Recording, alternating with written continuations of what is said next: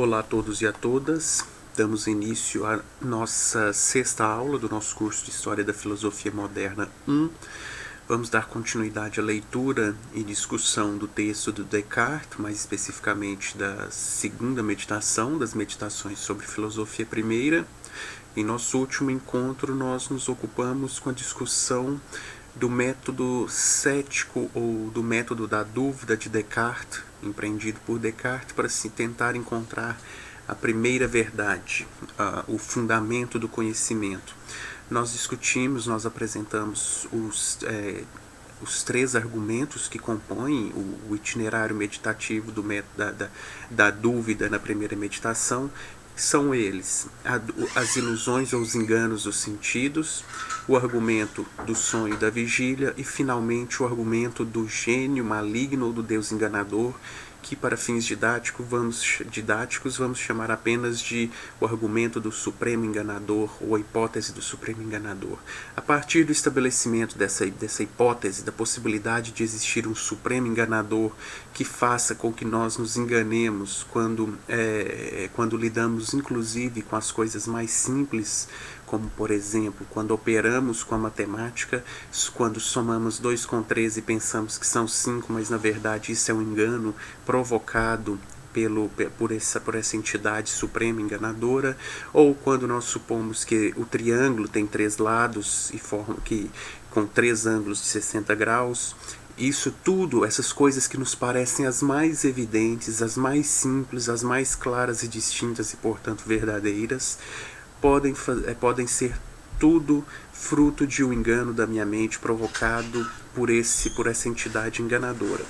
Então, diante dessa hipótese, o Descartes consegue finalmente suprimir completamente os sentidos e, inclusive, aquelas 2 primeiras verdades descobertas por ele no processo meditativo, que são a extensão, a natureza corporal comum a todos os corpos físicos, a natureza sem a qual nenhum corpo existe, é capaz de existir, e a verdade da matemática, da aritmética, as verdades simples da aritmética e da matemática. Então, no exato momento em que adentramos a segunda meditação, Descartes conseguiu um tal grau de radicalidade em sua dúvida que ela é uma dúvida universal. Ele não tem corpo, ele não sabe se os objetos do mundo externo existem, ele não sabe quando ele soma 2 com 3, isso é 5 de fato, ele não sabe se o triângulo tem 3 lados, ele não tem absolutamente nenhum conhecimento no momento em que adentra a segunda investigação, a segunda meditação. Então, sobre a natureza da mente humana, que ela é mais conhecida do que o corpo. Então aqui nós vamos fazer, o Descartes faz no processo meditativo, no itinerário meditativo, a primeira descoberta realizada pelo Descartes, após a apresentação dessa dúvida radical permitida pela hipótese do supremo enganador, é que ele existe. Essa descoberta conhecida celebremente como cogito cartesiano é a descoberta de que ele pensa, ele existe. Isso nós vamos ver que essa descoberta é contextualizada, residual, só é permitida no contexto em que a dúvida permitida pelo gênio maligno, pelo supremo enganador, é apresentada. Então, esta é a meditação na qual Descartes realiza a primeira descoberta, a sua própria existência como res cogitans, substância pensante. Se na primeira meditação Descartes descobre a res extensa, a substância extensa, que é a natureza daquilo, de todas as coisas que existem corporalmente, fisicamente, de todas as coisas materiais, agora o Descartes descobre a segunda natureza, a qual todas as coisas pensantes pode ser reduzida, que é a res cogitans, a substância pensante. Então, no universo cartesiano, na metafísica cartesiana, na ontologia de Descartes, existem 2 tipos de substância. Substância pensante, res cogitans, que não possui extensão e cujo principal atributo é o pensamento, e a res extensa, são os objetos externos, os objetos físicos que apresentam extensão, ou seja, profundidade, volume, número, quantidade, local em que existe e todos aqueles outros modos sobre os quais nós discutimos no nosso último encontro. Então, a segunda meditação é a meditação em que ele descobre a segunda realidade ontológica do universo, a coisa pensante. Então, no primeiro parágrafo, Descartes apresenta o seu desespero após a colocação da dúvida do Supremo Enganador. Em tantas dúvidas fui lançado pela meditação de ontem, que já não sou capaz de as esquecer, nem vejo, todavia, o modo de as resolver. E, como se de repente houvesse caído em um poço profundo, minha perturbação é tal que nem posso firmar o pé no fundo, nem vir à tona. Então, o que quer dizer essa imagem do poço profundo? Tal é o radicalismo da dúvida que Descartes supõe estar sozinho, perdido no processo da dúvida que ele mesmo empreendeu, sem sequer saber se existe um mundo externo ou se possui um corpo. Então, ele não pode firmar o pé. Isso quer dizer que ele não encontra um fundamento, um ponto de apoio sobre o qual alicerçar o conhecimento para fugir a esse poço profundo. Do mesmo modo, ele não consegue vir à tona, ele não consegue sair desse poço, ele não consegue escapar a essa dúvida, portanto, ele está em uma situação de desespero. Se o projeto era encontrar um novo fundamento para o conhecimento, livrando-se de todos os outros até então aceitos como verdadeiros, agora ele está desesperado porque ele conseguiu de fato livrar-se de todas as opiniões anteriormente aceitas, só que no momento ele não consegue fugir, superar essa dúvida, ele não consegue encontrar nada sobre o qual apoiar o seu pé ou fundar o conhecimento. Bom,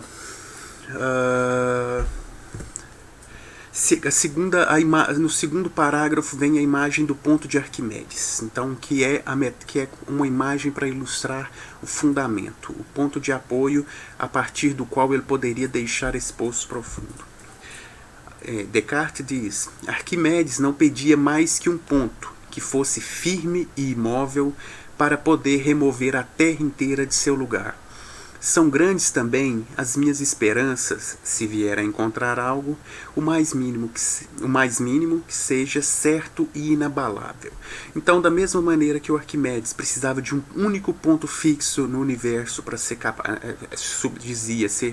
precisar de um ponto fixo no universo para conseguir mover a Terra, tirar a Terra da sua órbita, o Descartes precisa também de um ponto firme, imóvel, certo, inabalável, para conseguir fugir a esse poço, para conseguir superar essa dúvida colocada por aquela figura tão terrível do Supremo Enganador.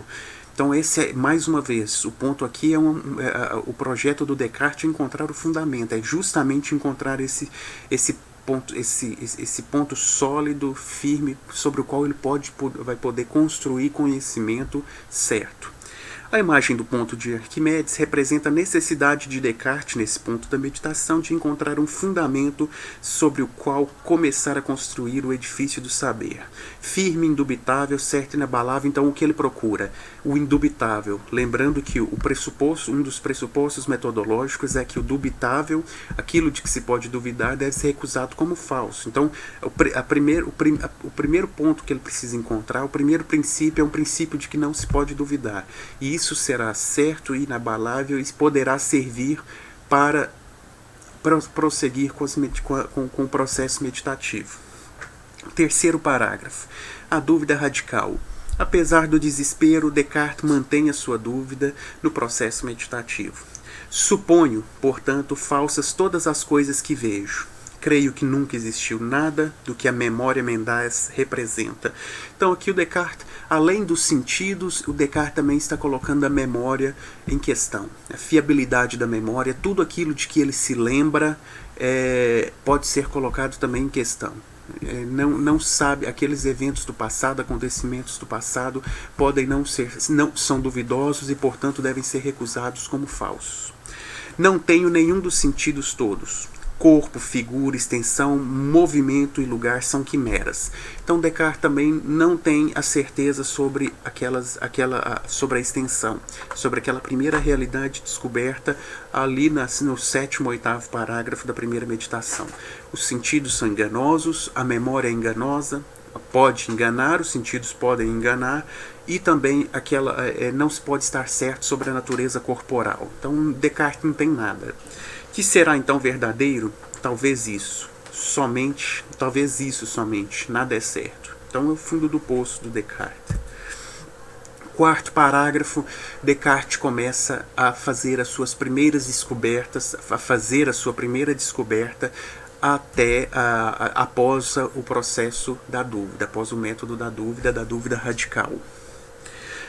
A dúvida, após a eliminação de todo o externo e a interiorização forçada do pensamento, descobre algo por eliminação. O que isso quer dizer? É que se o Descartes decide duvidar de tudo que é externo, de tudo aquilo que ele percebe pelos sentidos, forçosamente ele vê-se obrigado a interiorizar a busca pela verdade. Se o verdadeiro não se encontra lá fora, porque o lá fora é aprendido pelo sentido e os sentidos são duvidosos, portanto devem ser tomados como falso, a verdade, o primeiro ponto de apoio, o fundamento deve estar no interior da própria mente, em um princípio que se encontra entre as nossas ideias. Então essa descoberta é feita justa por eliminação, por isso ela é residual, como eu disse em um momento anterior. Ela é um resíduo do método da dúvida. Depois de duvidar de tudo, o que sobra, o que resta residualmente, é a descoberta de que ele existe, ou melhor, como o processo é feito o processo meditativo é levado a cabo em primeira pessoa, desenvolve-se em primeira pessoa, eu que duvido de tudo, que posso estar enganado de tudo, eu sou, eu existo. Isso é uma descoberta por eliminação, no contexto, por isso uma descoberta contextual, no contexto da dúvida permitida pelo Supremo Enganador. Acaso estou atado assim ao corpo e aos sentidos que, sem eles, não posso ser?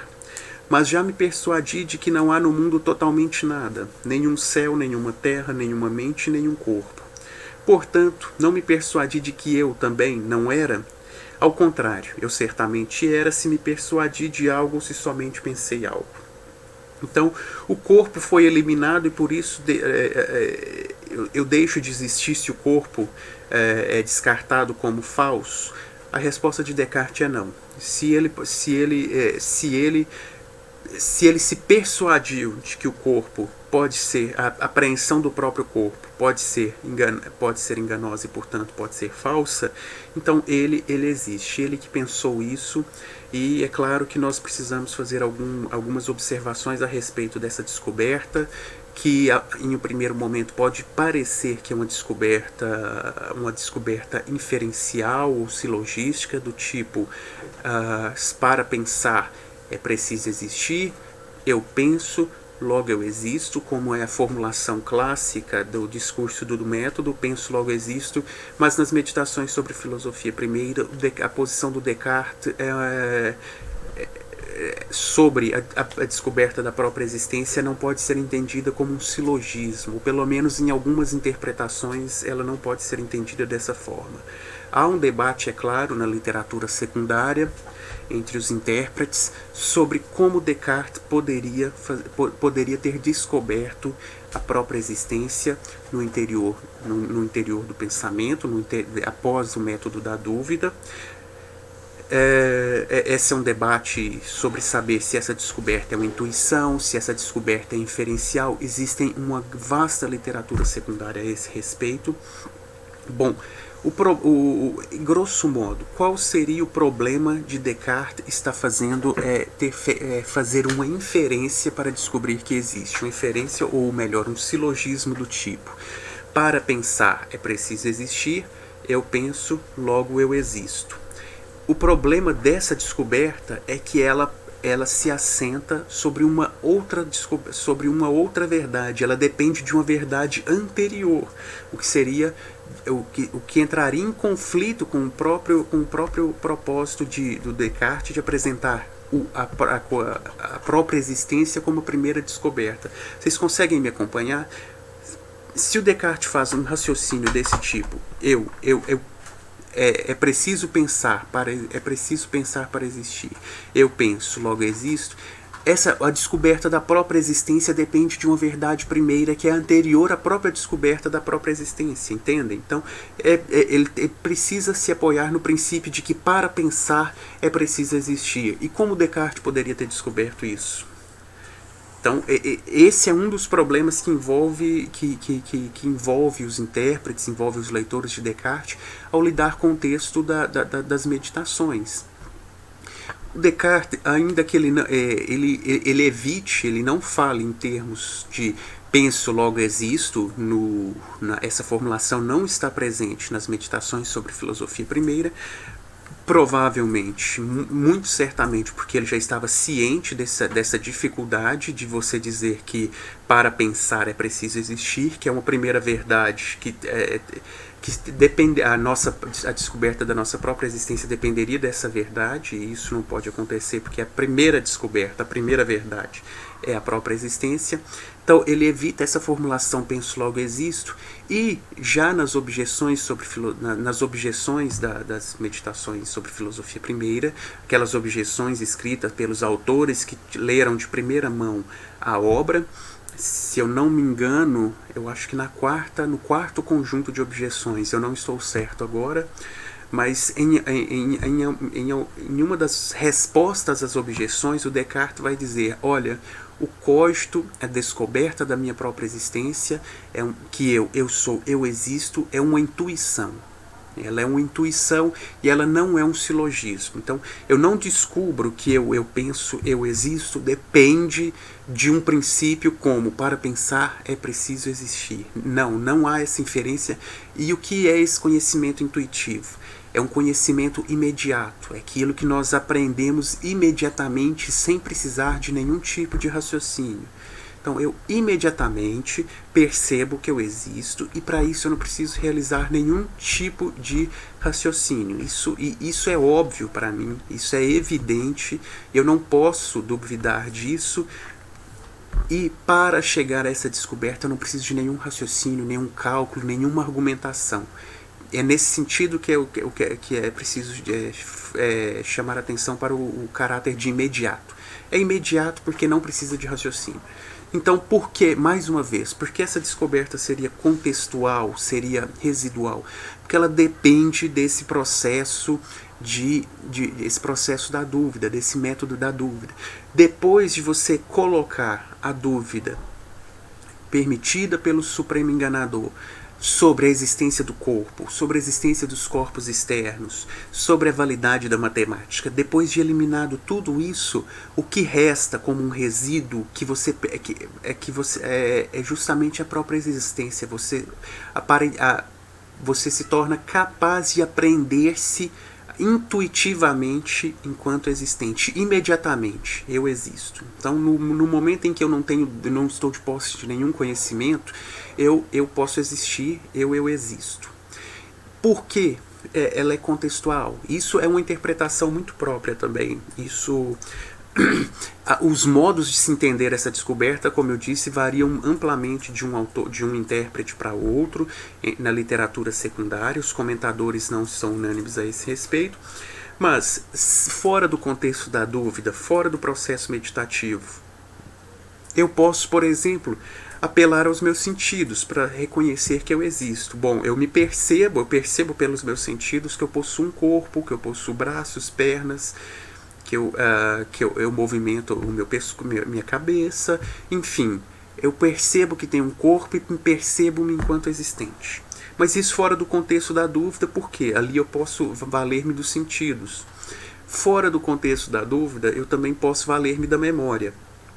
Eu apreendo-me como existente em virtude, a partir da memória, porque eu lembro que no passado eu fiz tais ações, eu lembro que no passado eu tinha tal personalidade, eu me lembro que no passado eu tinha tais gostos, eu lembro que no passado eu tinha tais preferências, Então, a memória permite construir o que mais tarde será chamado na história da filosofia, e nós vamos ver isso com Locke, de identidade pessoal.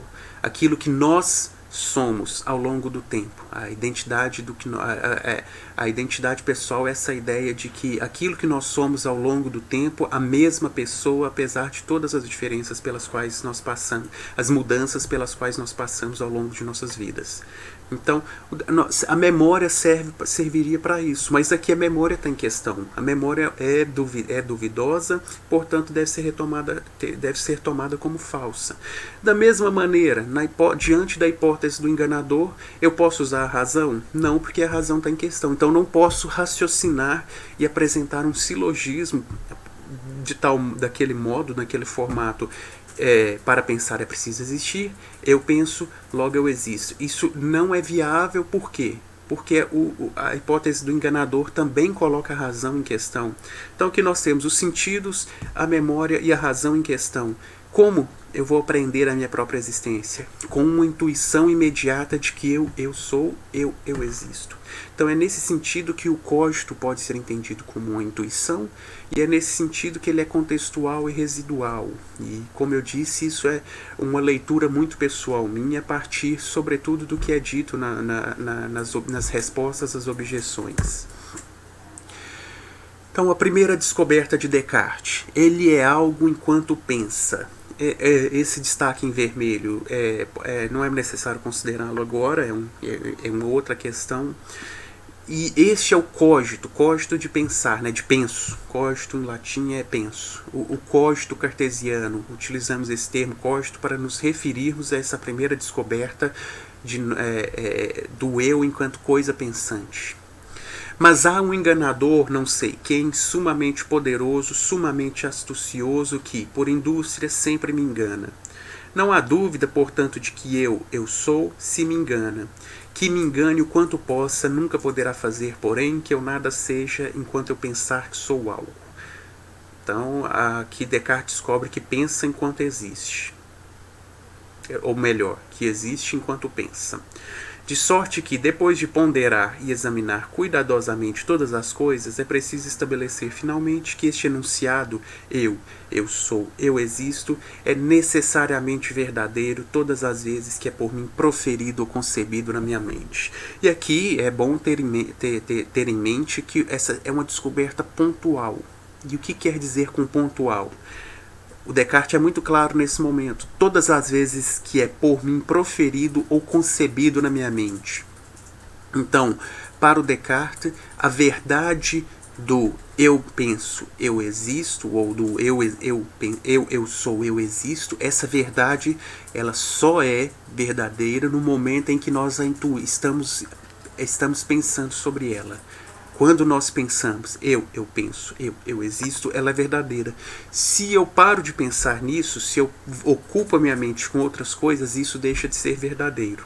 E nós vamos ver por que logo adiante. Então é um pouco mais complicado, mas a questão, o ponto para o Descartes é que só uma outra entidade poderia garantir que depois que eu deixo de perceber algumas verdades, essas verdades claras e distintas, depois que eu deixo de perceber de percebê-las ou de pensar sobre elas, é que uma outra entidade poderia garantir que elas continuam sendo verdadeiras. E daí, finalmente, o papel fundamental de Deus na epistemologia do Descartes, na teoria do conhecimento de Descartes. É Deus quem irá garantir que, quando nós deixamos de pensar na proposição eu sou, eu existo, é Deus quem garante que ela vai continuar essa proposição continuará verdadeira, mesmo quando eu não estou a percebendo no momento. Mas isso vai ficar um pouco mais claro logo adiante. Então, o eu empírico e eu puro, esses são termos que não estão escritos na obra do Descartes. Descartes não diz eu puro, não diz eu empírico, mas nós utilizamos, os intérpretes de Descartes utilizam para compreender o texto cartesiano, as meditações sobre filosofia primeira. O que seria o eu empírico? O eu empírico é o eu dos sentidos, das lembranças, das emoções, que possui um corpo e pode ser imaginado. Este é o ego com o qual o ser humano está habituado a viver. o eu do cotidiano. Então, para fins didáticos, vamos entender que o eu empírico é o eu que eu apreendo pelos sentidos. É esse corpo, esses membros, é a minha aparência física, é o conjunto das minhas lembranças, é o conjunto das minhas emoções, das minhas paixões, das minhas preferências. É tudo isso que pode ser aprendido pelos sentidos ou sensivelmente. Esse é o eu que todos nós estamos acostumados a viver, por isso o eu do cotidiano. Se fora do contexto filosófico, fora das meditações, se alguém te pergunta o que você é, você responderá imediatamente: não, eu sou essa pessoa que tem esse corpo, que tem tais lembranças, tais preferências, tal caráter, valorizo isso, desvalorizo aquilo, aprovo isso, valorizo aquilo, tem tal opinião política, tal opinião estética. Tudo isso é o eu empírico, mas isso é justamente o que o Descartes não tem disponível para ele nesse exato momento. Por quê? Porque ele está no âmbito da dúvida, ele está no contexto daquela dúvida radical. O eu puro é o eu aprendido após o processo da dúvida. O eu puro é esse cogito, é essa descoberta da própria existência enquanto se pensa, que não pode ser de modo algum confundida com o eu empírico. Não é aprendido pelos sentidos, não é um conjunto de lembranças, não possui um corpo ou uma imagem. Existe apenas no ato de pensar. É aquela intuição pura do eu sou, eu existo, no contexto da dúvida. Esse é o eu puro, e é isso que o Descartes está chamando. Esse eu puro que o Descartes tem em vista agora. É um eu totalmente novo, é um eu totalmente desconhecido para todos nós que não passamos pelo processo da dúvida. Por quê? Para nós somos esse eu empírico. Para prosseguir com a meditação, a mente, o eu puro, deve ser completamente separado, o eu puro, do corpo, do eu empírico. Então Descartes precisa purificar a nossa compreensão do que nós somos, porque nós ainda estamos muito envolvidos nesse eu empírico. Então o que o Descartes precisa fazer de agora em diante é mostrar que nós somos esse eu puro de fato e não somos aquele eu empírico, ou pelo menos não somos fundamentalmente nesse momento da meditação. Sem essa separação, o filósofo será obrigado a descartar a mente como algo falso junto com o corpo. Se o corpo é duvidoso e a mente está conectada a ele de alguma maneira, essa tem de ser eliminada junto com aquele. Então, para que o Descartes possa manter a existência, o cogito como a primeira descoberta no processo meditativo, o eu puro, ele precisa desvincular um do outro. Por quê? Porque o eu empírico já caiu, já foi questionado, porque ele depende dos sentidos. Se o eu puro estiver misturado de alguma maneira com o eu empírico, o eu puro vai embora também, será descartado, portanto a primeira descoberta também será descartada. Então essa é a ameaça do eu empírico que o Descartes apresenta no 5º parágrafo, que é essa ameaça de confundir o eu puro com o eu empírico, o cogito, ou o eu penso, eu existo, que é essa intuição, com isso que nós aprendemos por meio dos sentidos, e por essa confusão sermos obrigados a descartar essa primeira descoberta. Então por isso surge essa ameaça do eu empírico, de confundir-me com o meu corpo, de confundir-me com as minhas lembranças, de confundir-me com as minhas preferências. Enfim, isso deve ser negado agora, porque depende do sensível, da apreensão sensível, e os sentidos foram descartados. Então agora é preciso mostrar que nós somos uma coisa que pensa pura, independente desse eu empírico. E, de agora em diante, devo precaver-me para não tomar imprudentemente outra coisa em meu lugar. Por isso é tomar imprudentemente outra coisa em meu lugar, isto é, o eu empírico. Ou seja, eu não posso me tomar por esse corpo, eu não posso me tomar por minhas lembranças, eu sou outra coisa nesse momento. Errando assim também no conhecimento que pretendo seja o mais certo e o mais evidente de todos os que tive anteriormente. Então por isso precisamos nos argumentar de modo a mostrar que somos eu puro, não eu empírico. 6º parágrafo. Eu sou, mas o que é isso que sou? Então agora o Descartes começa a descobrir o que ele é. Ele descobriu o que existe. Na verdade, apesar de eu ter usado o pensamento, falar em termos de pensamento, no quarto parágrafo, é só agora que o Descartes começa a se intuir enquanto coisa que pensa. Então, ele sabe apenas que existe no quarto parágrafo. Eu sou, eu existo. Agora, o que é isso que eu sou? De agora em diante ele se descobre enquanto coisa que pensa, coisa pensante. É por isso que agora meditarei de novo sobre aquilo que acreditava ser outrora, antes de chegar a esses pensamentos.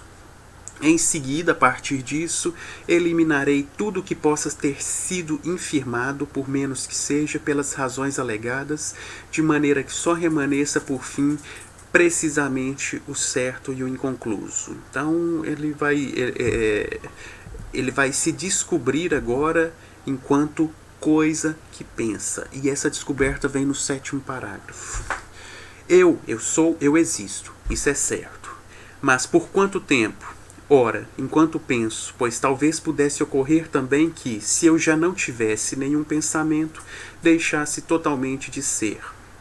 Agora, não admito nada que não seja necessariamente verdadeiro. Sou, portanto, precisamente só coisa pensante. Então, eu sou...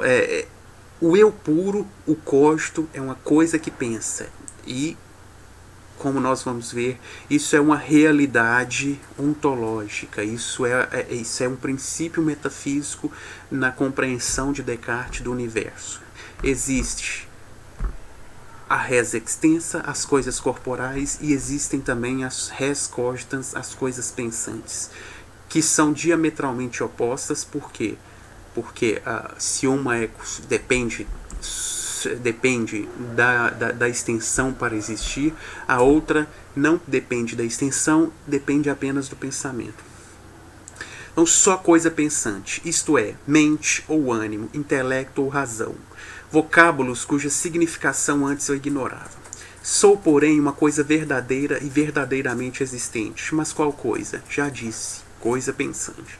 Então nós podemos chamar essa substância pensante descoberta agora, na segunda meditação, após o método da dúvida, de mente, de ânimo, de intelecto, de razão. Todos esses termos podem ser utilizados intercambiavelmente para se referir a essa primeira descoberta, o cogito. Então, essa é a primeira descoberta do processo meditativo. O alimentar-se e o andar não são atributos da mente. Por exemplo, o sentir também não pode ser seu atributo. Só o pensamento não pode ser separado da mente, do eu puro. Então aqui nós somos pensamento, puramente pensamento. Assim como todos os corpos dependem da extensão para existir, o cogito depende do pensamento. Então é isso que se reduz a res cogitans, se reduz a pensamento, ao passo que a res extensa se reduz a extensão. Substâncias distintas, a res extensa, descoberta na primeira meditação, e a res cogitans, descoberta na segunda meditação, que pode ser finita, o homem ou o ser humano, ou o indivíduo, pelo homem ou o ser humano, ou infinita, Deus, descoberta na terceira meditação. Então a metafísica cartesiana separa a realidade em dois tipos de existência, res extensa e res cogitans, que é coisas pensantes. Coisas pensantes podem ser de dois tipos ainda: a infinita, que é Deus, e a finita, que tem suas limitações, que é a res cogitans de nós humanos, da criatura e não do Criador. 8º parágrafo, a separação ontológica entre corpo e alma. A separação entre corpo e alma não é mera abstração mental, mas sim uma separação ontológica real.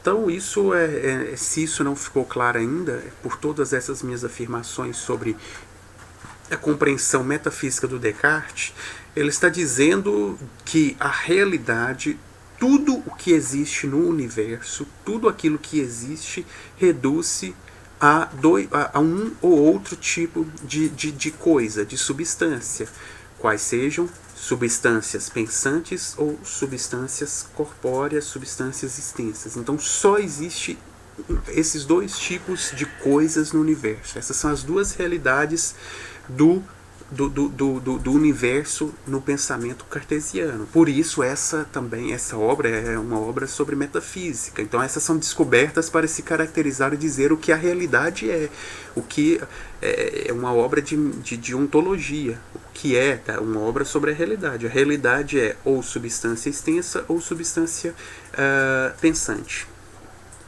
E é certíssimo que, assim, precisamente tomado, o conhecimento de mim mesmo não depende das coisas cuja existência ainda não conheço, nem, portanto, daquelas que figuram em minha imaginação. Isto é, não depende de tudo aquilo que já foi negado por ser duvidoso. Então, esse eu puro, o cogito, também chamado de mente, razão, ânimo, intelecto, esse cogito, ele não depende de mais nada para existir. Ele não depende, por exemplo, de um corpo. Portanto, se ele não depende do corpo, ele pode existir separadamente deste corpo. Então, alma e corpo podem ser distinguidas realmente, metafisicamente. Substâncias pensantes podem existir sem substâncias corpóreas, sem o eu puro pode existir sem o eu empírico, a mente pode existir sem o corpo. O eu pensante pode existir separadamente do eu empírico, uma vez que aquele não depende desta para ser. Portanto, alma e corpo estão separados. Na sexta meditação, o Descartes vai voltar a esse ponto e vai discuti-lo mais profundamente. Mas, por hora, já está separada, a realidade já está separada em dois princípios, o princípio pensante e o princípio extenso. O eu puro não pode ser imaginado. Ou seja, a gente não consegue ter uma imagem desse eu puro. É uma intuição racional, intelectual, e a gente não consegue imaginar ter uma imagem, um desenho, se vocês me permitem usar a palavra, a gente não consegue ter uma imagem na nossa mente do que seria esse eu puro. Por quê? Diferentemente do eu empírico, ele não pode ser concebido, não pode ser imaginado por meio de imagens. De sorte que reconheço que nada do que posso compreender com a ajuda da imaginação pertence ao conhecimento que tenho de mim. E para que a mente possa perceber distintamente sua própria natureza, é preciso muito cuidado em mantê-la afastada da imaginação. Então, mais uma vez, esse é o esforço do Descartes de se afastar do eu empírico, do eu dos sentidos, do eu das lembranças, do gosto, das preferências. Então esse é outro eu, esse já foi descartado, sobrou apenas a coisa pensante, o eu puro, o cogito. Mas que sou então? Isso nono parágrafo. Coisa pensante. Que é isto? É saber, coisa que duvida, que entende, que afirma, que nega, que quer, que não quer, que imagina também e que sente. Não é certamente pouco se essas coisas em conjunto me pertencem. Então aqui o Descartes está retomando muitos pontos da metafísica tradicional, da metafísica medieval, que assentada sobre noções como substância, modos e acidentes. Então, eu sou qual é a minha substância? Eu sou uma substância pensante, uma coisa que pensa. Quais são os modos de ser? De que modo essa substância pensante se apresenta? Quais são os seus modos de ser? O duvidar, é o entender, é o afirmar, é o negar, é o querer, é o não querer, é o imaginar.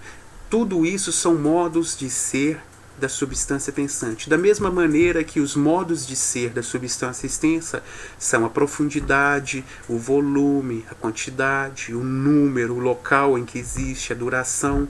Aqueles são as coisas extensas, os corpos físicos dependem de extensão e se apresentam dessa maneira, com profundidade, volume, altura, largura, etc. A coisa pensante depende do pensamento para existir, para ser, e ela se apresenta como ou duvidando, ou entendendo, ou negando, ou julgando, ou opinando. Então esses são os modos de ser da substância. Então, qual dessas coisas e esses modos não podem existir separadamente do cogito? Da mesma maneira que nenhuma profundidade, nenhum volume, nenhuma altura, nenhum peso pode existir sem a extensão, nenhum desses modos, o duvidar não pode existir, ou duvidar, o querer, o negar, o afirmar, não pode existir fora de uma substância que pensa.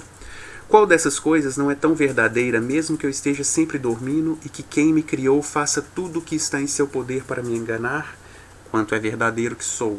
Qual delas distingue-se de meu pensamento? Qual pode dizer-se separada de mim mesmo? Pois que sou eu quem duvida, quem entende, quem quer. É tão manifesto que já não é preciso nada mais para tornar a explicação mais evidente. uma tabela com as descobertas metafísicas do Descartes realizadas até então. Não vou comentar essa tabela porque já comentei amplamente no decorrer da primeira e dessa aula, e tomará mais o nosso tempo. Ela está nos slides, vocês podem conferir ao ler os slides. Contudo, mesmo Descartes se precavendo da possibilidade da volta do eu empírico, lembrando qual que é a ameaça do eu empírico? Voltar, estar incidindo em nosso pensamento todo o tempo. Porque o eu empírico é apreendido principalmente pelos sentidos. E os sentidos são negados como duvidosos, portanto são compreendidos como falsos. Os sentidos não nos dão informações verdadeiras. Se eu estou tendo dificuldades para negar esse eu empírico, ele está sendo misturado com essa primeira descoberta do eu puro, do cogito.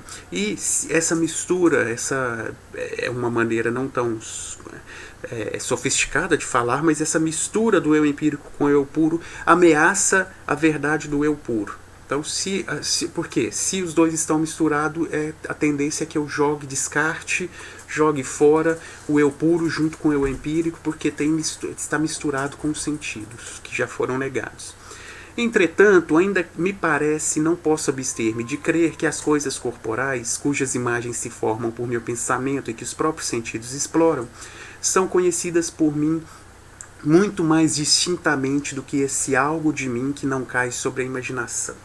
Então, o que quer dizer esse eu empírico resiste? É que, aparentemente, eu ainda sou muito mais capaz de me conhecer como um corpo, como as minhas lembranças, como eu empírico. Isso parece muito mais evidente, muito mais claro, muito mais distinto do que essa apreensão, essa intuição da minha existência enquanto coisa que pensa, do meu eu puro. Olha, é uma questão de... Eu paro, penso, olho para mim mesmo e sinto-me mais... sinto que compreendo mais a mim mesmo enquanto eu empírico, enquanto eu do que possui esse corpo e essas lembranças, do que esse eu puro, tão abstrato, tão difícil de ser apreendido. Então, essa é a ameaça desse eu empírico voltar. É por isso que ele resiste no processo meditativo. Parece mais claro e distinto, ou parece mais fácil de ser compreendido do que o eu puro. Então, a aparente evidência do sensível constitui nesse ponto um obstáculo à evidência racional do eu puro.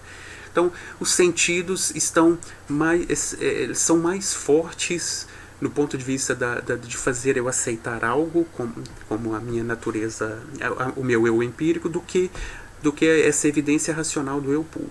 Tá? Essa é a dificuldade. Então, qual é o próximo passo das meditações? O Descartes precisará mostrar que o eu puro é mais bem compreendido do que o eu empírico. Então, ele precisa mostrar que a evidência racional intelectual do eu puro é superior à evidência sensível do eu empírico. E para isso, o Descartes vai valer-se do exemplo da cera, o célebre exemplo do pedaço de cera. O que esse exemplo, e eu tive muita dificuldade para entender isso nos meus tempos de graduação, na primeira vez que eu li as meditações sobre filosofia primeira, qual o propósito do exemplo da cera na segunda meditação? O exemplo do pedaço de cera serve justamente para mostrar que a mente, nós conhecemos melhor pelo intelecto, a evidência intelectual é superior à evidência sensível. Então, o exemplo serve justamente para mostrar que eu posso me conhecer melhor como eu puro do que como eu empírico, apesar de, aparentemente, o eu empírico ser mais evidente. E é esse exemplo da cera que vai esclarecer isso. A partir do 11º parágrafo, portanto, o exemplo da cera.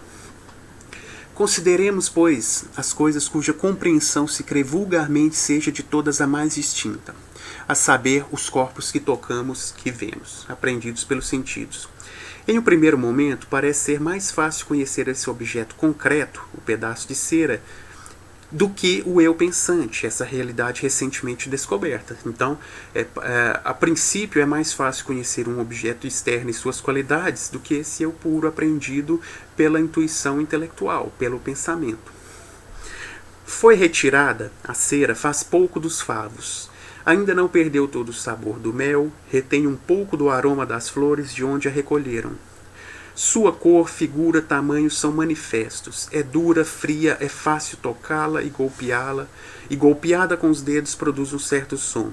Está nela presente tudo o que parece exigido para que o conhecimento sensível de um corpo seja distinto. A pergunta do 12º parágrafo. A cera permanece após perder todas essas qualidades sensíveis aprendidas pelos sentidos, ao se aproximar esse pedaço de cera do fogo, de algo quente. Então, mas eis que, enquanto falo, ela é levada para perto do fogo. O que restava de sabor se desvanece, o aroma se dissipa, a cor muda, desfaz-se a figura, o tamanho aumenta, torna-se líquida, fica quente, pode apenas ser tocada e, se a golpeio, já não produz som. A mesma cera ainda remanesce. Deve-se confessar que remanesce, ninguém o nega, ninguém pensa de outra maneira. Então o exemplo é brilhante, se vocês me permitem esse comentário pessoal. O exemplo é, nós temos um pedaço de cera que apresenta um conjunto de características, ela perde todas essas características sensíveis ao entrar em contato com o fogo, ou se aproximar do fogo. Nós vamos dizer, é a mesma cera? Sim, nós vamos dizer que é a mesma cera. Como que nós somos capazes de dizer que é a mesma cera se todas as suas qualidades sensíveis se alteraram? Então a pergunta do Descartes é, qual o fundamento da crença, da opinião? A crença, a cera permanece a mesma. A evidência sensível nos obrigaria a confessar que a cera não é a mesma. Então, se nós utilizarmos apenas os nossos sentidos, nós vamos dizer que não é a mesma cera, pois, claro, tudo se alterou. Tudo aquilo que era aprendido pelos sentidos se transformou. A evidência racional vai nos dizer que a cera é a mesma, que a cera permanece. E qual o fundamento, qual o ponto de apoio, qual o princípio desse juízo a cera permanece? É a evidência racional da extensão.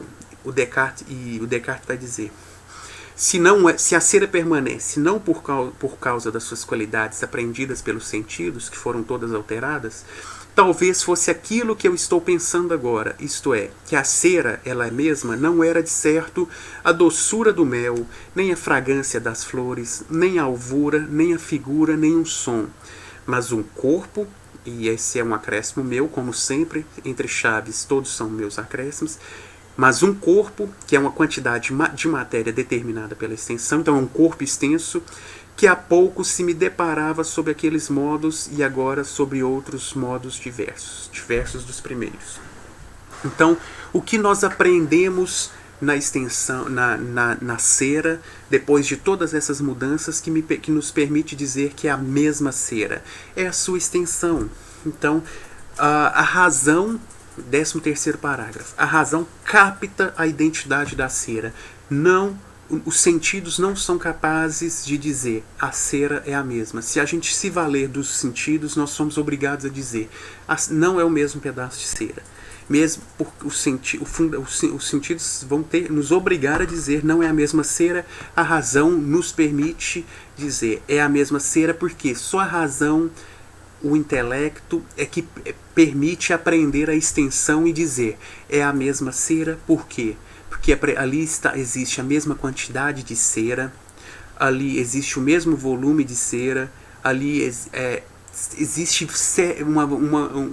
vários modos distintos da coisa extensa, da resistência, que são apreendidos pela razão, pelo intelecto, e que me permite dizer é a mesma cera. Então, o que é o extenso? Não, antes, o fundamento do juízo, a cera é a mesma, está na razão que apreende a extensão do objeto. Que é o extenso?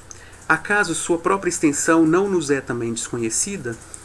Pois, na cera que se liquefaz, ela fica maior ainda se a cera ferve, e ainda maior se o calor aumenta. E meu juízo do que a cera é não seria reto se não a pensasse suscetível de admitir mais variedades, segundo a extensão, do que eu jamais abarcaria pela imaginação. Então, a cera é compreendida como a mesma em virtude de seu número, de seu volume, de sua quantidade, isto é, em virtude de sua realidade primeira corporal, sua extensão. Então, se eu digo que a cera permanece, é porque eu apreendo pelo intelecto, pela razão. Isso é uma apreensão racional e não sensível. Ora, o que se deve notar é que sua percepção ou ação pela qual é percebida não é um ato de ver, de tocar, de imaginar, e nunca foi, embora antes o parecesse, mas é uma inspeção só da mente. Inspeção só da mente, então, um ato intelectual, não dependente dos sentidos, que pode ser imperfeita e confusa, como antes era, ou clara e distinta, como agora, segundo presto menos ou mais atenção às coisas de que se compõe. Então, clara e distintamente, a apreensão, nós percebemos o pedaço de cera com clareza e com distinção, ou seja, como verdade, isso com toda certeza, com clareza e distinção, porque é certo, a partir de um ato da mente, um ato da razão, um ato do intelecto, e não um ato dos sentidos. Então, por isso é que nós vamos poder separar o eu puro e o eu empírico de agora de uma maneira muito mais estará muito mais claro para a gente essa separação, e dessa maneira o Descartes poderá finalmente livrar-se do eu empírico, ao mostrar que, olha, o ato mental, o ato racional, o ato intelectual, essa apreensão intelectual é muito mais evidente, mais clara e distinta do que a apreensão sensível, do que a percepção sensível. Então, o conhecimento intelectual como conhecimento do eu puro, do cogito, é muito mais claro e distinto e muito mais verdadeiro, portanto, que o conhecimento do eu empírico. Esse é o ponto, e o exemplo da cera serve justamente para isso. Então, 14º parágrafo, a correção da linguagem. Então, o modo como nos referimos às coisas nos inclina aparentemente a cometermos erros ao nos referirmos a elas. Então, é preciso corrigir a linguagem. Pois dizemos ver a própria cera, se ela está presente, mas não dizemos que a julgamos presente a partir da cor e da figura.